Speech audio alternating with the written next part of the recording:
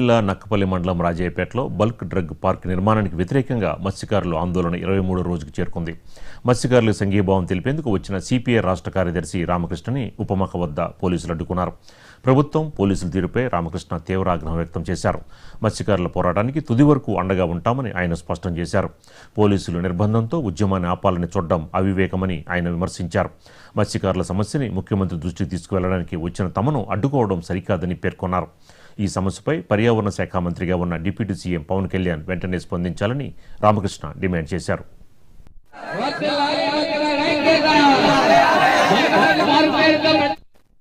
వారి రెస్పాన్స్ ని బట్టి తర్వాత మా తదుపరి కార్యక్రమం ఉంటుంది. వదిలిపెట్టే సమస్య లేదు. ఇవాళ రాష్ట్ర వ్యాప్తంగా ఎక్కడైతే భూసేకరణ చేస్తా ఉన్నారో ప్రజల అంగీకారం లేకుండా ఎక్కడ మీరు భూసేకరణ చేసినా దాన్ని వ్యతిరేకిస్తాం. ప్రజలు మీరు ఒప్పించుకొని చేయాలి గాని మేము అడ్డదిడ్డంగా చేస్తాం, పోలీసులు కాపలా పెడతాం, బెదిరిస్తాం, కేసులు పెడతాం అని అంటే సరైనది కాదు.